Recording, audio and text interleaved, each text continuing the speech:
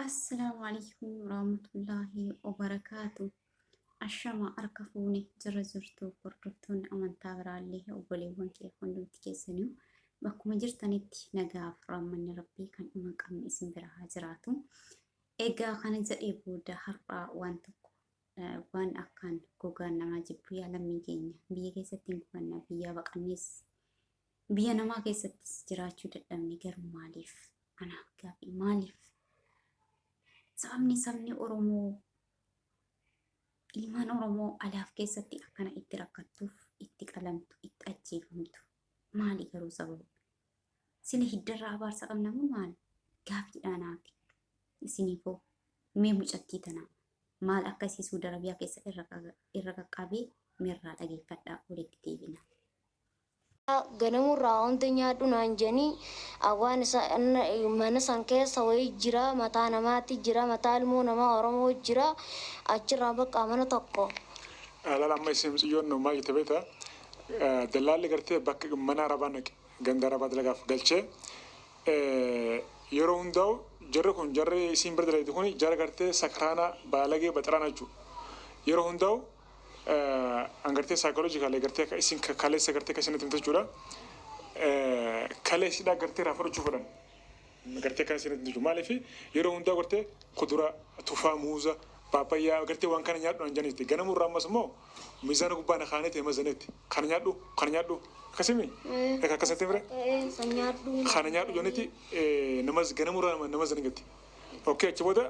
Sudiamu, ganamurraa nama gamanii bakka sanboota nama zananiit achirraa nusumaan jiru mana ulaa tanan banini naan jennu ulaan san cufaadhaa guntaa akka duraa dhufu giseen banu maali na fakkaatti shaangulliitti warrees keessa kaayyatee gisee meeqatti deddeebi'ee mataan namaa kan hojiidhaadha acha keessa jira qalanii takka ta'a dhalaadhaa. Dhalaadhaa magaalaa honkonni isii hundi kan dhaabbataa mataan isii kan maddii ciisa bakka eegas booda dumi coraan lolu asrii san bakka takka galanii mana san bananii dura osoo mana san hin banin ilma fuudhuudhaa kaaniit ilma fuudhanii dhufanii aramni ulaa san banaannaan gise mana hunda babbananii laalan banuu didanii ashaganii aramni san irrattu ka'ee maddi yaanii mana sana maaliif dideenjee warri qamoo dhufe jechuudha. Warri gartee qamoodha dhufe amma lamxiyyoon miskiina si beekta daa'imasi mana nama qalaniiti akkuma isin jettu wartee namaa bashaadha. Mataan si dheerattee qalanii mana keessa kaanii cufanitti dhiisan jechuudha. Isin gartee akkuma nasiibaatti osoo deemtuu gartee mana kana hin bananii jedhan isaan itti mana jedhan. Isin deemtee bantee jechuudha. Hoggaa ol seentuu mataan qalamaadha dhiinii gartee dhiinii diamare. ni jira dhiibni. Ati garuu dhibbaan dhibbatti dabaafattee. Nama ta'u. Itti deebi'eetiin maali maaltu as keessa jira je'ee gubbarra dhaabbadhee anu akka tokko tattee dhiinillee lafarra yaa'aa jira mataan namaa jiidhaadha akka ciifti gisee meeqatti deebi'ee gubbarra dhufeetiin qaama kaaniin agarree mormumaan agarree asumaa oliin qaamni kaan hin jiru mormumaa ol mataa'ee sanumaa fuula isii sanumaa jira ija keessaa fuudhanii jiran ammoo ijin jirtu ija lameen keessaa baasanii jirtu bakka. Egaa akkuma dubbattu mucattiin tuni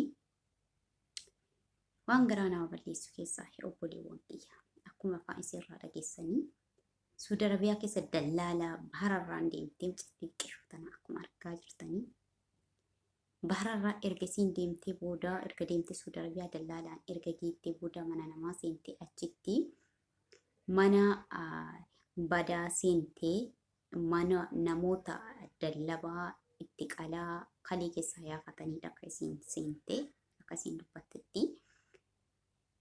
Egaa sababni har'a isii tanas viidiyoo kana mureena akka fidu na goosises anis kana dabalatee waan naannoo kanatti raawwatame naannoon jirrutti raawwatame waan inni yaadachiisee jechuudha. Egaa mucayyoon tuni mana na seensisanii ganamaaf galgala hojiis akka yeroo dheeraa dalaganatti dhiisan jettee ganamaaf galgala muuzii waan akka burtukaan tuffaa kanneen akka nyaadhu na ajajanii guyyaa hundaa kiiloo miizanarra kaayaa ulfaatiin kiyya hangam akka dabalee na ilaalanii cheekaappii na taasisanii jette. osoma kana ta'u mana ulaa tokko jira ulaasa akka banuuf na dhiisanii jette ulaa sani isaan yaa'anii na akka tasaa banee seenu yoo banee seenuu mucattiin dhalaadhaa takka kan qalamte morma isiitii fi mataa isii qofaan argee jette dhiigni lafa yaa'a. Argee shaangulliitiin maal jedhee itti deddeebi'ee ilaaluu eegalee jette. Yoon ilaaluu mataan jira dhiigni lafa yaa'aa ijaallee keessaa baasanii morma qofatu jira itti qaamni kun hin jiru jetteerti dhiigni lafa yaa'aa mataan jiidhaadha yaani yeroo sanitti qalamuun oolu Allahu aalamii argee jette sana booda sodaadhee gogaan na jibbee sila shaangulliitiidha irra deddeebi'ee oolan nama akka ta'e hubadhee bifti magaalaa kan qalamii achi keessa jiru mormaan mataa qofa ijjallee keessaa baasanii jiranii qaamni kun inuma gonkumaa hin jiru jette. Ergasii booda mana ulaa kan akka hin banneef kan isaan as seeratanii deemanii hangaruu akkuma tasaa irra maree gogaa shuukkina jedhee bane jettee akkuma tasaa banee seeni jette. Ergasii booddee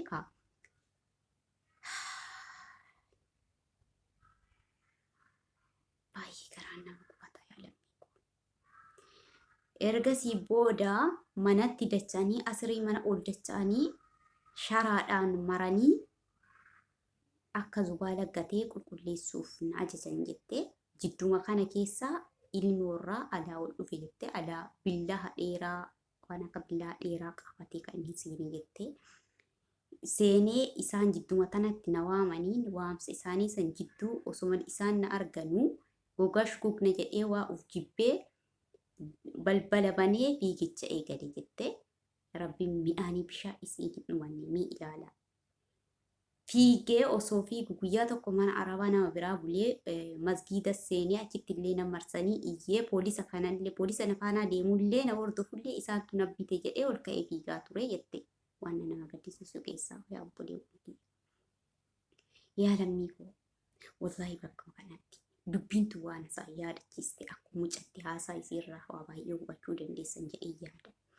Dubbii tanatu iyyuu waan yaadachiise naannoo Dubaayii keessatti naannoo Dubaayii magaalaa Aaleen jedhamtu keessatti guyyaa tokko nama sarraatanyaadha kan awwaalamte sarraatanyaadha gibbii imaaraatti warra imaaraatii keessatti Allahu aalam imaaraatu jiruma keessa jiramu gibbiin kireeffamee jira garuu san irraan beeku Allahu aalamii. Sarraatanyaa wayiitu galee sarraatanyaa wayii dhuftee qaxaratanii warra gibbii san keessa jiraatu sarraatanyaa galchanii sarraatanyaan tuni abashaadha. Akkamii akkasii argite hin beeku osuma daladduu warri amma sarraatanyaa qaxarate tun dura sarraatanyaa biraa fidee ajjeesa qalanii kan isaan gibbima keessatti kan isaan awwaalan. Sarraatanyaan tuni ollaan akka waan ollaan tokkomeeti ergasii booda ollaa erga tokkomee namni akka gibbii kana keessa awwaale akka hin dalanneef kan namni tokkomee erga tokkommii sun irra gahee booda bilbiltee poolisa waamtee qabsiiste jechuudha. Waamtee gaafa ilaalanii gibbiin an jiraadhuu fi gibbii sun walitti dhiyoodha. Poolisoon akka malee makiinaa iyyisiisaa kan nuti irratti argineeyyuu qoshaasha gabba'u gatuudhaaf kan gadi bayanii. Poolisoonni makiinaa iyyisiisaa gara gibbii sanii qajeelanii mana oltee fiigee mana oltee bee madaamii biyyaa rakkoo akkana jira jedheenii poolisoonni akkana fiigaaran jennaan balaa ibiddaa seenee iyyuu fooqii gubbaa ol baanee anaaf isiillee jechuudha.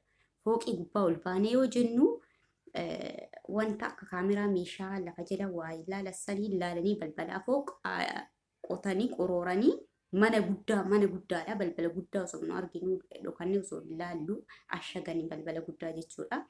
Ashaganii ergasii booda gibbii san keessa qorooranii qotanii jinaasa baasan feestaalii zubaalaatiin baasanii ambulaansii keessa galchanii ergasii booda madaamiin kee sodaattee gadi deebuu qabna mana gadi deebuu qabna naan jettee sodaattee jennaan anis hin sodaadhee gadi deebee jechuudha. Formeeshiinaa madaamiin kee dhattee fuutee sarraatanyaa isii taan qalanii kalee keessaa baafatanii kan isaan awwaalanidha. Kan sarraatanyaan lammaffaa isaan qaxarasus isiillee ittuma dabaluudhaaf kan isaan qaxaranii hojjechiisuudhaaf miti. Sarraatanyaan sun sarraatanyaa ollaa biraatiin wal qunnamtee formeeshiina kana kennaniif formeeshiin akka namni awwaalamee keessa jiru kennaniif akkasii poolisa qabsiisteedha. Sanne booddee gibbii sun guutumatti ashagamee hanga ammaatu ashagamee ta'aa jira gibbii sun jechuudha. Egaa kunis saraatanyaadha. Akka abashaa taatee dubbatamee jira. To'annaa jala akka oolanii garuu hanga ammaa akka gibbii san namni baruun jiru ashagamee ta'aa gibbii suni. Har'a mucayyoon tun tan na yaadachiiste jechuudha. Bakka hunda kana bichaa miti. Abudaabii keessatti illee akka gachiibsantee akka qalamteedha. Miidiyaa irratti labsamaa ture. Qalamtee kan qales araba jedha, abasha jedha, allahu alamii kaleedhaaf qalamteedha sunillee. Yaa obboleewwan kiyya. Quboolaa qabaannu yaa obboleewwan kiyya. Rakkoo sa'aatii sanii ilaallee dalagaa bakka malee bakkuma taate dhadhee akka hin seenne nafsee teessanirra akka murteessine bakka jirtanitti rabbii isin haa tiksu. Kan tiksee asiin nu gahe qarallee kanumaadha. Isuma rabbuma ammallee rabbiin tika ofiisinii haa ta'u. Garuu ijoolleen keessattuu raasaa jirtan rakkinni dalagaan dhabamee jira. Rakkoo keessa jirtan dhugaadha. Rakkinni yeroo saniif ilaaltanii bakka malee seentanii akka murtiif irratti fuudhan. Bakkee seentassan beekuu qabdan. Nama bakka mana seentassan nama beektan wayitii loogishiina mana sanii foormishiina guutuu maatii sanii hundaa nama keessan dabarsuu qabdan. Ofiin dagatina. Zim jettanii zeentanii tumaan dalagama jettanii hin dalagina. Gaafa seentanii rabbiin isin haa tiksu ulatanii beekaniif gaarii badaa adda baafachuu ulfaataadha. Garuu loogishiina mana sanii lakkoofsa mana sanii yoo argitan ID jira sanii suuraa jira sanii maqaa guutuu yaani ID yoo argatan maqaa guutuu argitan yoo argatan suutaa mala kaasuudha gara maatii keessanii yookaan namoota achi jiraatan sanii biyya sa'isi hojii jiraatan sanii laachuu irraafatina. Rabbiin isin haa tiksu baay'ee nama gaddisiisa. Alaaf keessatti illee kenna waan gaarii hin nageenyu hundumaafuu rabbiin nuuf haa jijjiirratu danda'aadha isiniin jedha. Inshallah viidiyoo biraatti hanga walitti deemnu viidiyoon dheerateera. Assalaamu alaikum warahmatullahi wabarakatuh.